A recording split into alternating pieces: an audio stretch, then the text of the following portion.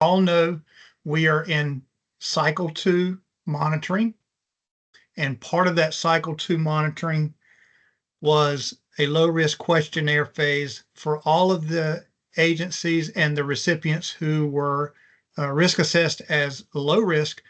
You guys received a questionnaire. You filled out the questionnaire. Deloitte analyzed the questionnaire, came back with questions. Any type of situational conditions that came up, we worked through them, and then we closed it out.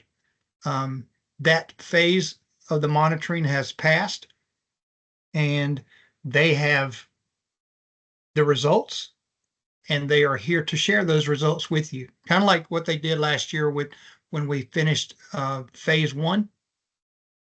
And so with that, who do I turn it over to?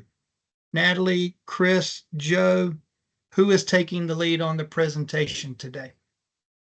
Tommy, that'll be me. Oh, go on, Joe. I was just going to say thank you so much, Tommy, for having us. Joe Gorsuch with the Deloitte team. I'm going to turn it over to Chris, who will be running us through the presentation today. Okay. All right, Tommy, it's okay if I share my screen? Yep, I'll stop sharing. You got it. Is everyone able to see my screen? Yes. Anyways, thank you, team, and everyone on the call. I'm pleased to share the results of our low risk compliance questionnaire. I'm sorry, go back. Just the agenda slide moved. So I'll just quickly go over the agenda. Over the next few minutes, I'm going to share the results of our questionnaire. We'll begin by discussing the scope and scale of the results. Then I'll explain our approach to identifying potential compliance risk, and I'll share our insights that we've had as well. If you give me 1 second, I do want to figure out why the agenda went away.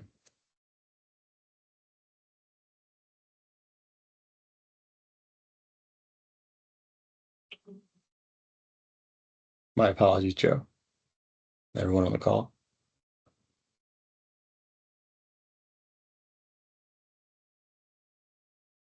No worries, Chris.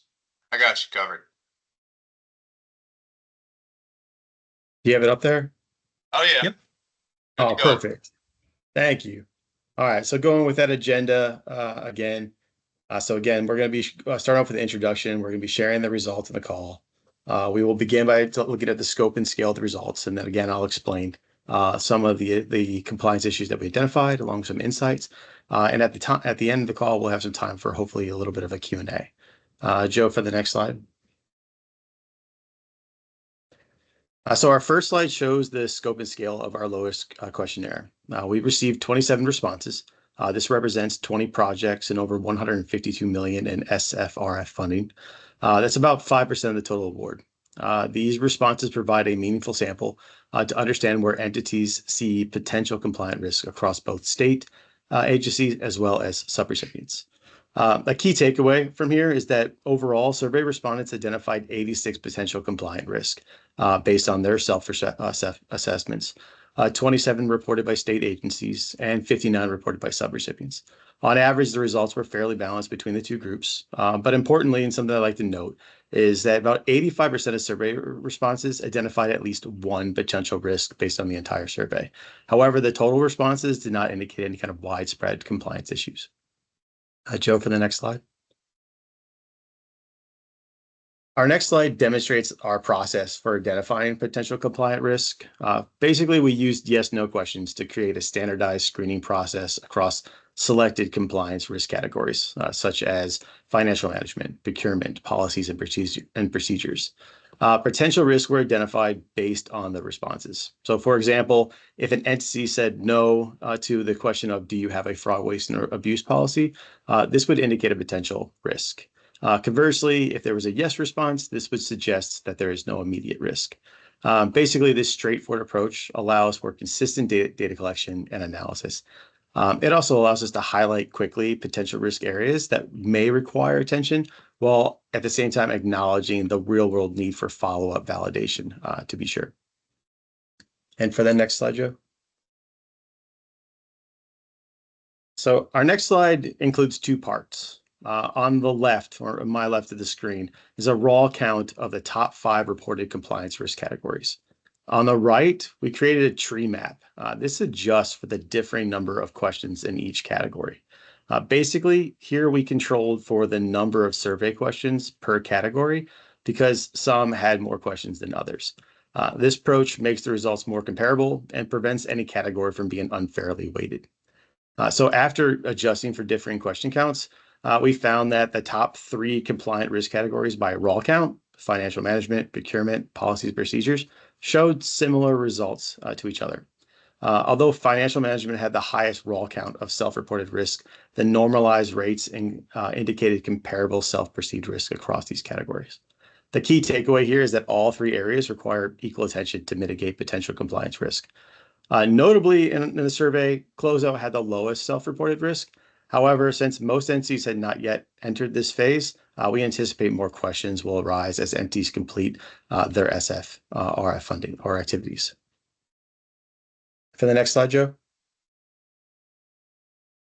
Now we're going to kind of highlight those top 3 that we just went through, starting with financial management. So this one highlights the key findings from our data, our detailed analysis of potential financial management risk. It breaks down respondents' reports of at least 1 compliance risk on the left and identifies the most common risk on the right. Here, 85% of respondents reported at least 1 financial management compliant risk. Their responses suggest that concerns about financial management compliance are fairly common. The top risk identified was staff turnover, with nearly half of the respondents, 13 out of 27, noting this issue in the past year. The results highlight the need for regular training and technical assistance, especially to help new staff members to adjust to their roles and to reduce potential compliant risk associated with it. Just to shout out and to support this need, we recently hosted a financial management town hall on August 7th. I encourage anyone who missed the town hall or would like to revisit the discussion to access the recording, the presentation, and the FAQ, which is available at NCPRO's website. Joe, for our next slide. So our next slide is going to focus on procurement. Like the previous slide, it breaks down the respondents' reports of at least 1 compliant risk on the left and identifies the most common risk on the right. Here, over half, or 56% of respondents reported at least 1 procurement compliant risk. Again, this response suggests that concerns about procurement compliance are moderately common. The top risk identified was prioritizing vendors from the state of North Carolina based on geographic location. Interesting, about 12 out of 27 respondents, 44%, indicated they do not prioritize North Carolina contractors. But this is understandable, as the state statute applies specifically to state agencies. However, it remains noteworthy because other entities often receive pass-through funding from state agencies, and depending on their grant agreements, contracts, or MOU, they may also be required to follow this policy as well, or this statute as well. So ignoring or having unanswered questions about the preference rule could lead to potential compliant risk. And in my experience, questions about procurement and compliance requirements are actually common. So with that said, I want to invite everyone to attend our upcoming procurement town hall, which is going to take place on Thursday, October 2nd, for practical solutions to these and other common procurement questions. If you cannot attend live, the webinar and the presentation and the FAQ will be available on NCPRO's website shortly after. Joe, the next slide. Finally, here we're lasering in on that last most common risk when controlling for question types, looking at policies and procedures. So again, like the previous slide, we're looking at least 1 compliant risk on the left, and we're looking at the most common risk identified on the right. Here, 40% of respondents identified at least 1 compliant risk related to policies and procedures. Partly, I want to remind folks that this is our cycle 2 questionnaire. Policies and procedures was a significant compliance risk in cycle 1. So we've seen some changes where people have improved on what they've done before, but we're also seeing some questions around these policies and procedures still remain. The top risk identified was not having a fraud, waste, and abuse policy and procedures. This was reported by 6 out of 27 respondents, so just 22%. But since written fraud, waste, and abuse policies and procedures are essential for demonstrating required internal controls under federal and state rules, these self-reported gaps may indicate compliant risk, and that necessitates follow-up, validation, and potential corrective actions. And Joe, moving on to our last couple slides. So here we're stepping away from those top 3 categories, and we're kind of just going over a lot of the insights that were gained from looking at the survey. This slide here looks at the potential risks that we've seen across the board. It also showcases best practices that we saw in the survey as well. So to underscore a point, while 85% of respondents reported at least one compliant risk, the total responses did not indicate widespread compliance issues. Instead, the data suggests that these concerns are targeted rather than systematic. But to give a few examples, contract management, though not the most cited risk, emerges as a significant issue. Nearly 20% of respondents reported difficulties in applying required terms and conditions. Another 11% faced challenges with performance monitoring. These results suggest that while contract management might not be the top identified risk, it still presents nuanced challenges that could impact overall compliance if not addressed proactively. Respondents also identified several operational barriers contributing to compliant risk. We talked about high risk or high staff turnover, but they also mentioned the availability of contractors, as well as the evolving and complex federal requirements. This highlights the need for ongoing support, such as monitoring or technical assistance, to address issues and resolve compliance challenges before they escalate into real-world risk. On a positive note, all respondents indicated they maintain retrievable financial records. They have implemented expenditure safeguards, reflecting strong financial controls. And I like to think of that sense, if you go back to financial management, that 85% had indicated at least one compliance risk. We probably saw so much concern in that area just because they also went on to write about how hard they're working to maintain those strong financial controls. So we're also looking at a great deal of care on the issue as well. The next 2 slides. So the next slide that we are popping up here is our upcoming town halls. I have mentioned a few of them here on today's call, but there have been plenty of others, from closeout to pass-through entity requirements to general standards to the latest one was on internal controls. Again, the webinars, the presentations, the FAQs can all be found at NCPRO's website. And then moving on to our last slide, opens the floor to all of you for our opportunity for any kind of questions and answers. And apologies again about the deck in the beginning, but thank you for bearing with me.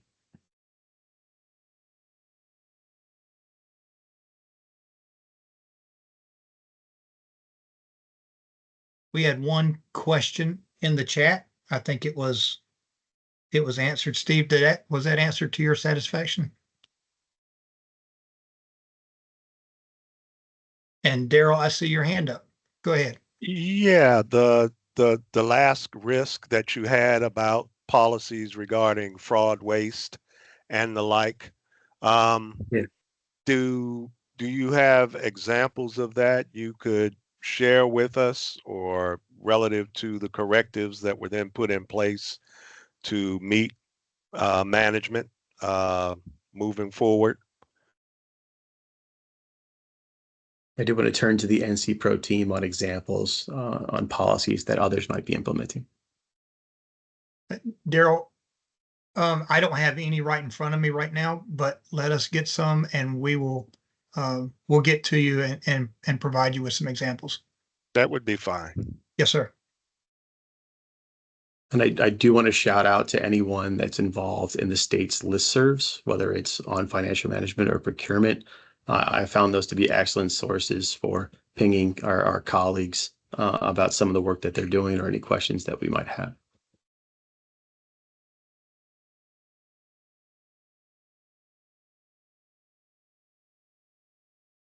Regarding the staff turnover, my question was, you may have an agency that has 40 different people working on the administering the program, the different projects. And if 1 or 2 people leave, that's not, especially if it's 1 or 2 people who have a very small role, that's not the same as if you have 3 people and the major person leaves. So that's kind of, I was kind of wanting a perspective on what a turnover, what you consider that as a risk, because I don't believe that 1 out of 45 is the same as 1 out of 3, especially if they have a small role that's leaves. So, but I'm hearing that any turnover could be a potential risk there.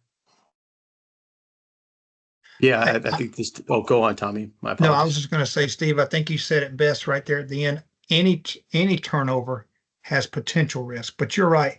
It's going to depend on the number, how close they are to the program, and how much influence they can put over the program. You might only have one person that turns over, but we just went through an election period and an administration change, so most of the agencies now have a new secretary. They exert a lot of influence over how programs are run. So that's a potential risk with just one person. But you're right. If there is there's a couple of projects that have a couple of people working on them and they turn over to younger, scratch that. I'm not going to say younger, to more inexperienced folks, then that's a very high risk. So yeah, you are correct. Turnover for the sake of turnover is a potential risk. You just have to dig a little deeper. Yeah, I think the only thing I would add is for and this is anecdotal, but working with a large school system that had a large administrative office, but they happened to just have one business manager who had been there for 20 some years and became the gatekeeper for almost everything until that person retired. And they happened to retire right in the time where they were receiving all of their COVID funding.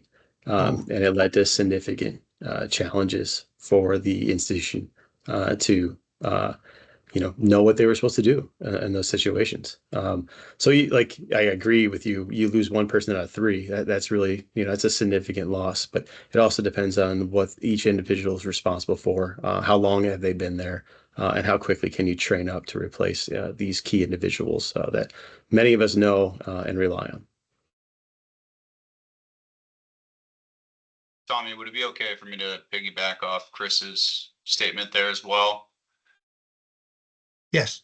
Just to connect the dots with the intention on the low risk questionnaire, to the point being made, these are potential risks that an organization could face. And as part of that, when these are identified, we work with the grant managers to follow up with whether it's a state agency or a subrecipient of NC Pro to make sure that we're asking, hey, how can we help? How can we support, right? If that position was mission critical, then there might be additional help that we can provide. But if, hey, we're at the end of a program, I think we can manage, then, right, that's just follow-up conversation. I think it helps just grant managers and the Deloitte team also with monitoring and with technical assistance and understanding where needs could be met by both of our teams.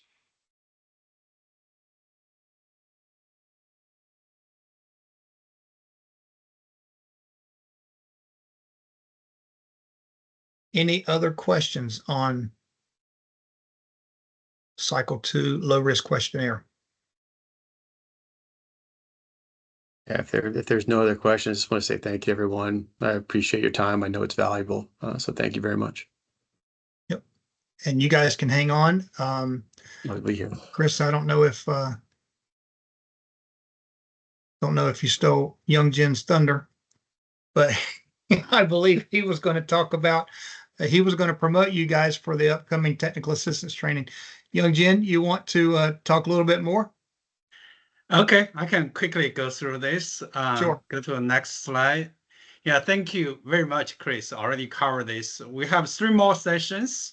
The next one is October 2nd procurement. And next one. Next slide.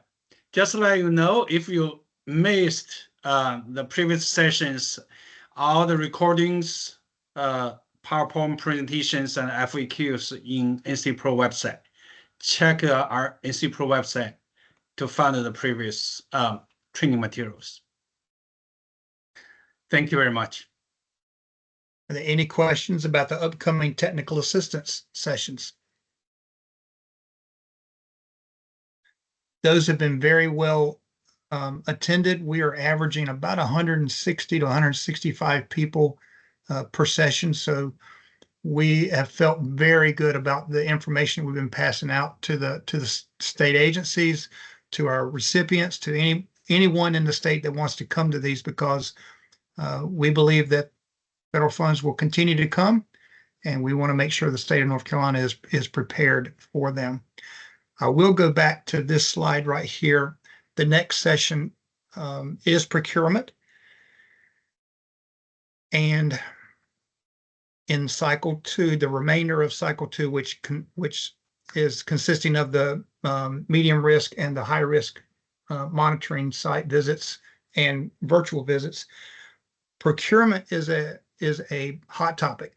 So we expect a lot of folks to come to the procurement technical assistance. We expect a lot of folks to ask a lot of questions because procurement rules in North Carolina are complex, to say the least. And there are a lot of things that you have to consider when purchasing either a pencil or a building.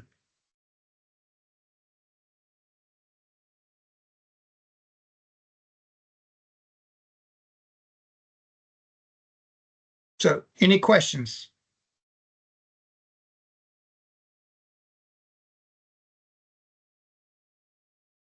If there are no questions, we will move right to office hours. We will stay online for several minutes. That is all of our content for today. If you have nothing, you are free to leave. If you want to chat with us individually, by all means.